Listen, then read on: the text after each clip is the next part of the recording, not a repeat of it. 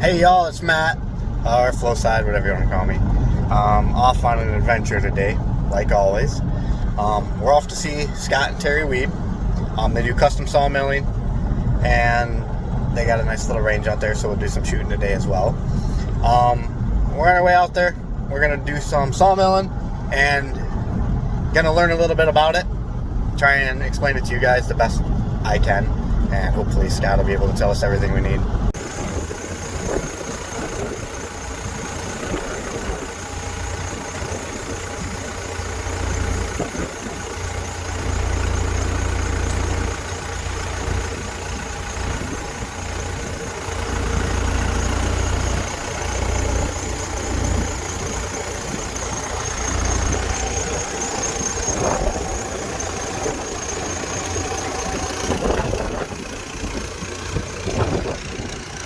Very good.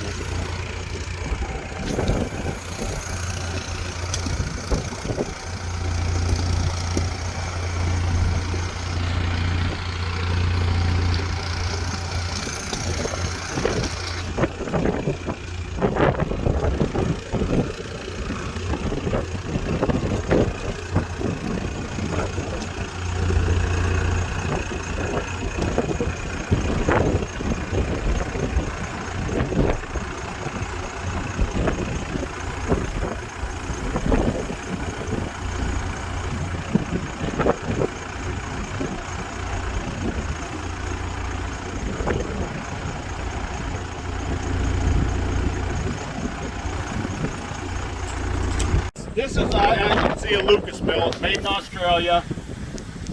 It's what the industry calls a swing arbor mill. It's got a circular blade that you can see, circular blade there. Where the swing comes in is that blade is cut horizontally or vertically, and where those two cuts come together, they form a corner, and that's where your board comes from. The way this action happens, there's a 45-degree or 90-degree gearbox in here that's belt driven from the drive shaft. So, and the diameter of the blade is built right for the arc of the gearbox. So that's where there's a little bit of engineering in that. That's the genius of this machine. That this blade is designed to cut 8-inch wide boards. If I put a blade on it that was designed to cut 6-inch boards, this gearbox and arbor isn't designed to do that. So that's that. Okay, and then you're explaining to me this cheater measurement thingy you have going on. Okay, this is a repeatable vernier. And so in this case, we are going to cut 1.5-inch thick boards. So I'm going to take this thing. It's got the kerf built into it from the factory. I need an extra 1/8 of an inch because of the special blade we're running. So I just know, I set it there. It's time to cut. Start out horizontal, go down the length of the log, get to the end, swing the blade vertical, come back. Slide the carriage over, 1.5 inch plus kerf. Move the vernier. Horizontal blade, go down, swing the blade, come back, move the carriage. Just repeat it until you're out of log. So you ever run out of gas? Sure, all the time. How long you get on a tank? I cannot burn 5 gallons in a whole day of work. You will work yourself silly to death, and you'll kill your stacker if you try to burn 5 gallons of gas in a day. So when it does run out, you're just starting a big log and it's way up here. So I got to climb up. That's when it runs out. That's operator error.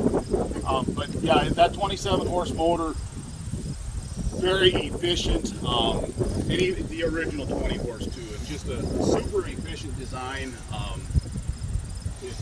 We're able to do multiple sizes of boards. Anywhere from a 1/4 inch by a 1/4 inch up to an 8 by 8 we can cut.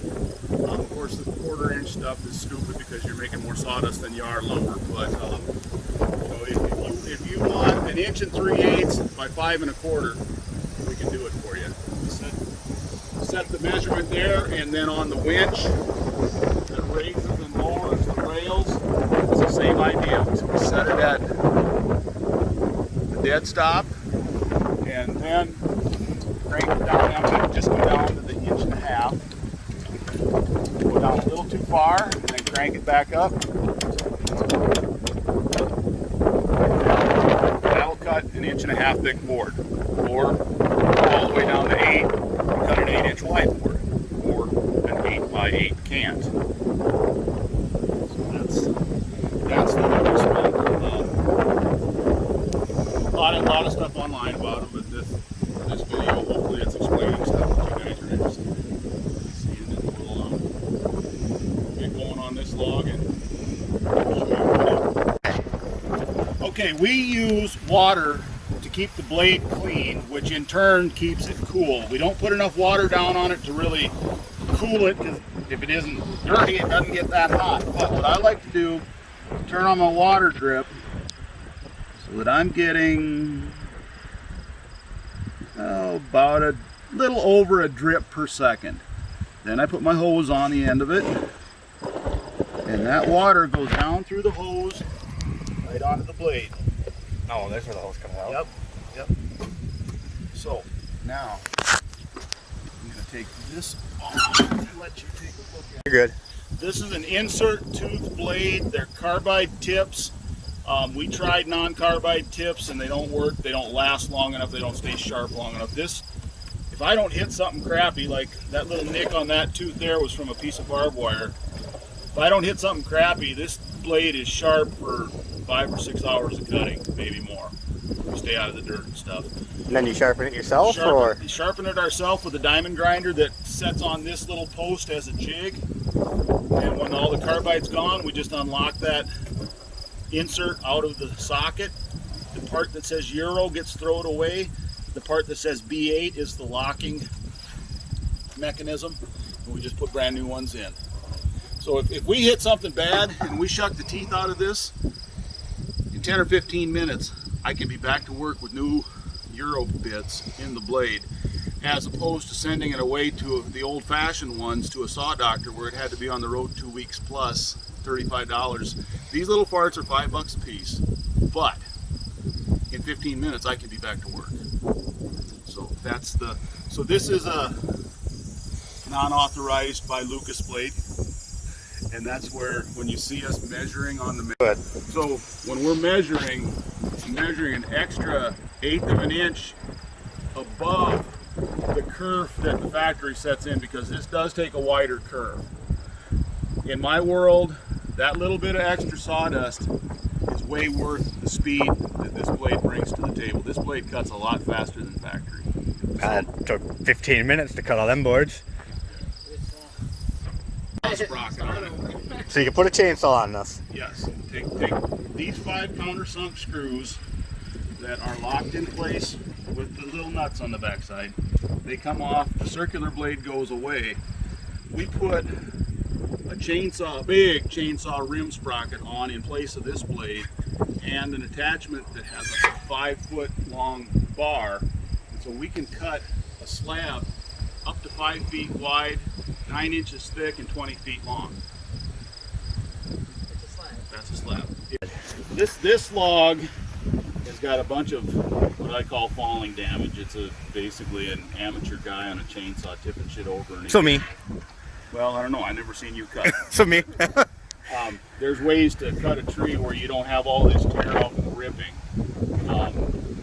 But I want all this tear out horizontal so that it only goes through a couple boards and not a ton. So we're gonna, this particular log, for this reason, we're gonna flatten this, put the flat side down, and So you're gonna cut it and roll it over? right. Okay. And that's gonna be for stability and just to get this shitty part down towards waste. Okay. More acceptable waste to be had. So what do you do with like this long crack? That is nothing you can do with that. That's where your carpenter takes his skill saw and makes a pile of trash when they're building. You know, that's up to the carpenter to do that finished product Okay. deal. So what are you doing? You put your log on here, So what are you trying to do with it now? Right now, it's already, Terry's good at this. It's lined up parallel with the blade. Put that blade.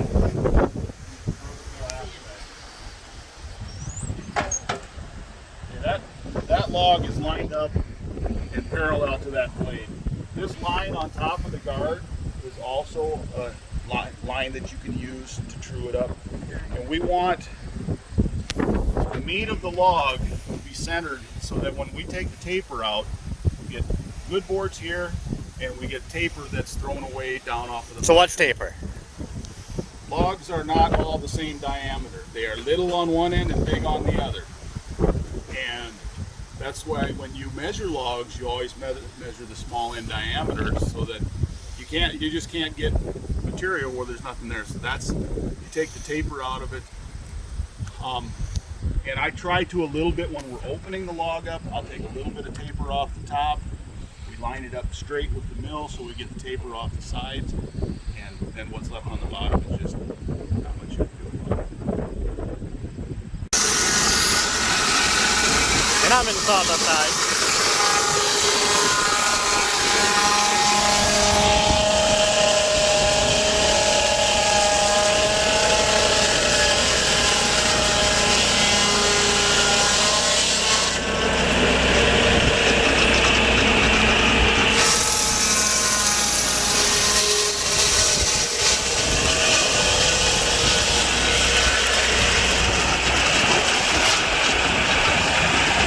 Terry being the worker, she's gonna haul everything away. She has to deal with every single board cut.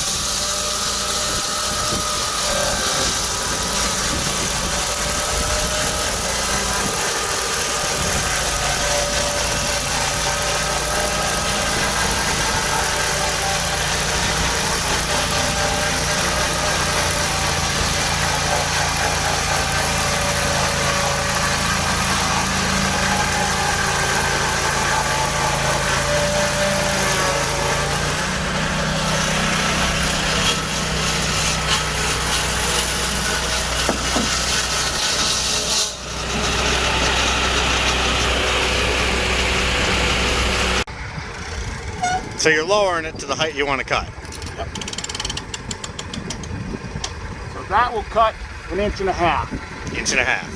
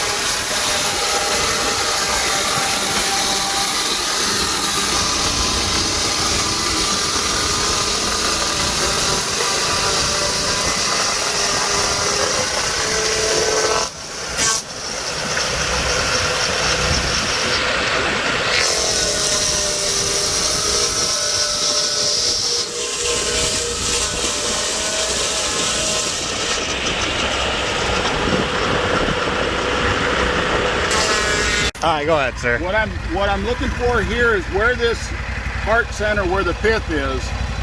And our goal with this log is to get 2x8s out of it. I'm about 4 inches from that heart, so that means these boards that all come through here will be balanced. They'll have 4 inches above the heart, 4 inches below. And I look at that, every log's different.